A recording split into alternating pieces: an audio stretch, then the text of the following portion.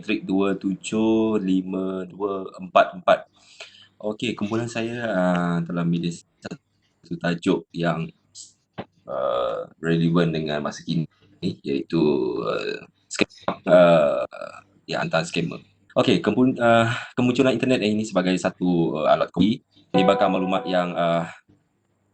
yang menjanjikan satu ilmu ataupun maklumat secara terperinci. Okey, seperti yang kita tahu, tak ada siapa pun boleh mengawal perjalanan maklumat di dunia cyber. Okey. Okey, melalui internet ni kita boleh menyebarkan maklumat, ideologi, propaganda dan tidak dilupakan juga dengan satu fenomena iaitu pornografi. Okey, um, okey, kita pergi ke punca-punca jenayah cyber ni. Dia suka dibendung lagi-lagi di negara kita. Salah satunya ialah penjenayah ni dia suka dikenal pasti seperti yang kita semua sedia maklum. Jenayah scammer ni melalui dijalankan juga oleh golongan berpengetahuan atau lebih dikenali sebagai profesional. Okey, sebagai contoh kaitan dengan scam kewangan bank. Okey, merupakan satu jenayah dilakukan oleh golongan yang profesional seperti pegawai bank sendirilah. Okey, yang kedua tu jenayah ni berpuncanya daripada kepentingan ekonomi negara ini. Sebagai contoh, Malaysia telah bina platform yang besar Multimedia Super Corridor terletak di selatan Kuala Lumpur lah. Okey, yang ketiga berpuncanya suka dibendung ni daripada ugutan dan tekanan lah digunakan yang kita Macau scam. Itu ramai saya modus penipuan menyamar sebagai kuasa dan sendikan kewangan menyamar sebagai ataupun anggota menyebabkan mereka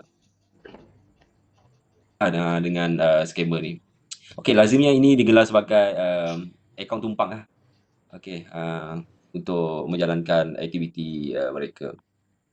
Okey, yang terakhir sekali iaitu disebabkan oleh sifat tamak manusia itu sendirilah, yang ingin menjadi kaya dengan masa yang cepat dan menggunakan satu kaedah alternatif yang mudah lah. Okey, mereka ni lebih spesifik mementingkan hasil. Okey, dan tidak mereka tak ambil pedulilah dengan apa yang akan terjadi seterusnya kepada mereka selepas mereka ditipu oleh pihak scammer ni. Okey, seterusnya saya serahkan kepada rakan saya. Okey, terima kasih. Okey, terima kasih Encik Felix. Salam sejahtera Encik Syarul. Saya Melso Sofika 275835. Okey, saya akan menjelaskan sedikit jenis-jenis skema yang popular di Malaysia. Yang pertama iaitu fake caller. Fake caller ni sindiket penipuan yang didalangi oleh warga tempatan dan juga warga asing. Biasanya fake caller ni atau panggilan telefon secara rambang ingin mendakwa mewakili atau memberitahu mereka ni sebagai institusi kewangan. Jadi sindiket selalunya menghubungi mangsa dengan panggilan telefon dan mengatakan kad kreditnya di sebuah bank tempatan yang digunakan di pusat membeli belah. Jadi mangsa mula menafikan beliau mempunyai sebarang kad kredit di bank tersebut dan sindiket berjanji akan berhubung dengan bank mengenai masalah tersebut. Dan seterusnya beberapa minit kemudian mangsa menerima panggilan daripada bank negara yang kononnya bank negara akan berjanji akan membantu untuk menyekat kad bank tersebut. Jadi setelah itu kad bank atau kad kredit tersebut disalahgunakan oleh suspek dengan menggunakan fake caller. Lalu suspek berhubung dengan mangsa dengan mengatakan berjanji tidak akan menyalahgunakan kad kredit tersebut. Jadi setelah itu mangsa mula dipengaruh dengan kata-kata suspek. Suspek mula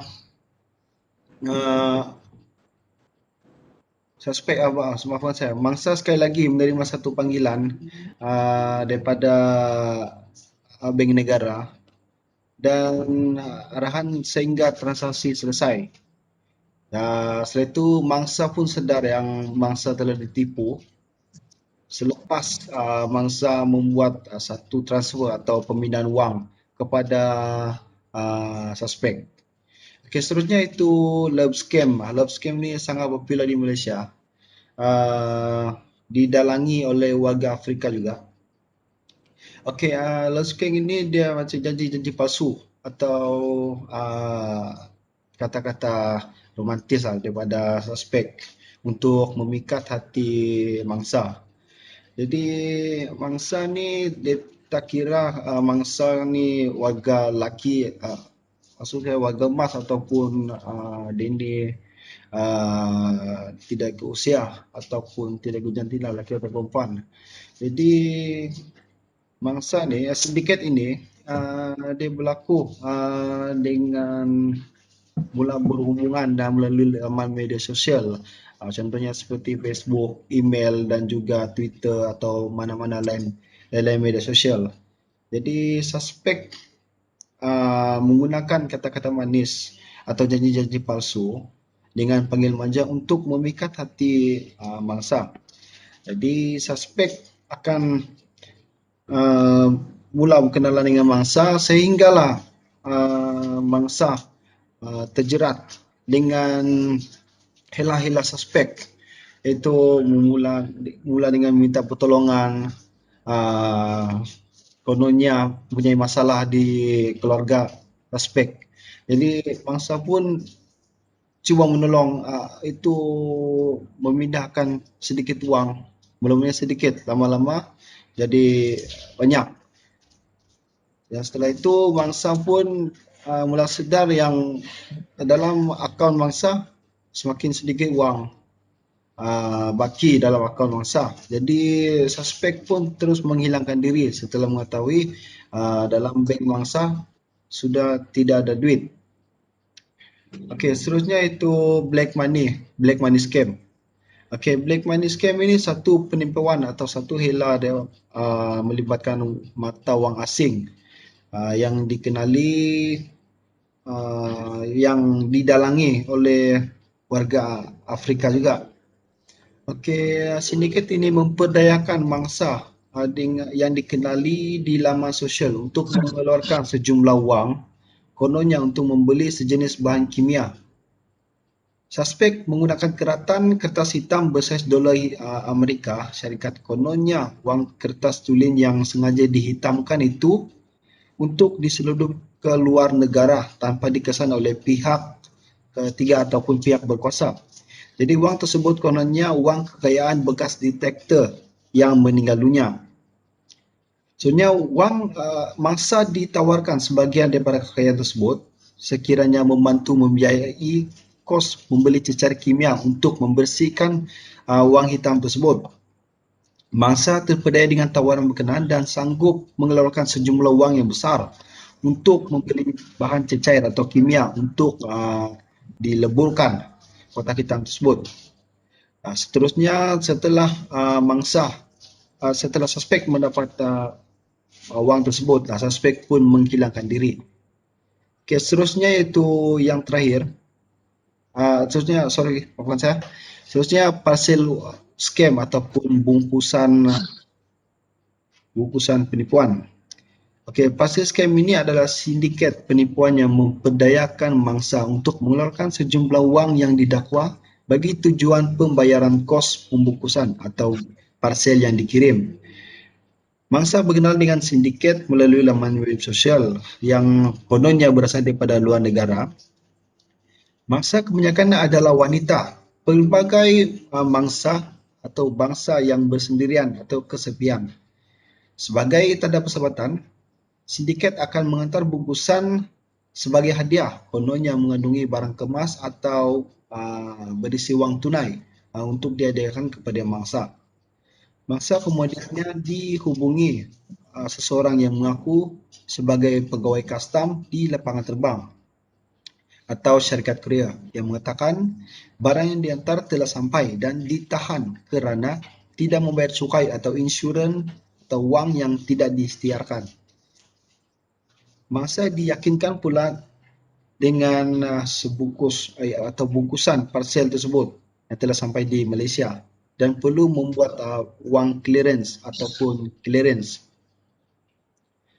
Pembayaran perlu dibuat kepada sindiket melalui nombor akaunnya tertentu. Dan seterusnya, mangsa hanya sedar tertipu apabila barang yang diantar tidak diterima. Yang terakhir iaitu lucky draw.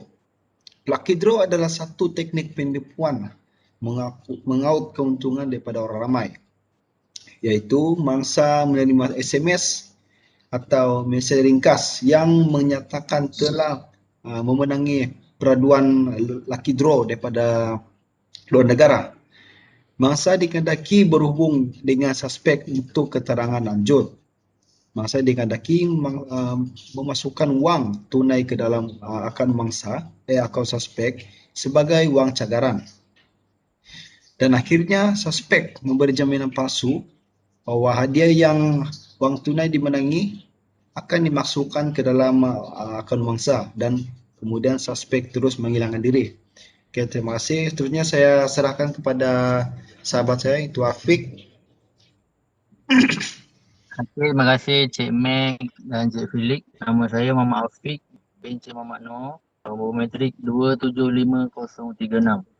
Saya akan sambung cara untuk elakkan menjadi mangsa sindiket penipuan skamer. Okey, yang pertama, jangan panggil semula atau jawab panggilan antarabangsa yang tidak dikenali. Yang kedua, jangan berikan sebarang maklumat peribadi anda seperti nombor akaun bank, password perbankan online, kod CVV pada kad bank anda atau nombor tag kepada pihak yang tidak dikenali. Jika pihak tersebut meminta maklumat tentang kad debit atau kredit dan perbankan online anda, lebih baik anda tamatkan sahaja panggilan tersebut. Yang ketiga, jangan kongsi maklumat peribadi. Yang keempat, hubungi talian khidmat pelanggan. Yang kelima, gunakan app untuk mengenal pasti dan menyekat talian. Contohnya app Truecaller. Okey, akhir sekali ialah semak akaun bank dikuatiri terbabit dengan transaksi penipuan urus niaga online. Kepada penggemar memberi barangan online, anda perlu membuat semakan sama ada akaun bank penjual pernah dilaporkan terbabit dalam penipuan atau sebaliknya. Antara portal yang boleh semak ialah Jabatan Siasatan Jenayah Komersial, Scam.my dan Tipu.my memudahkan anda untuk menyemak segala butiran penjual sebelum membuat transaksi bayaran. Okey, terima kasih. Okay, sekian dan terima kasih daripada kami, Encik Syarul. Terima kasih.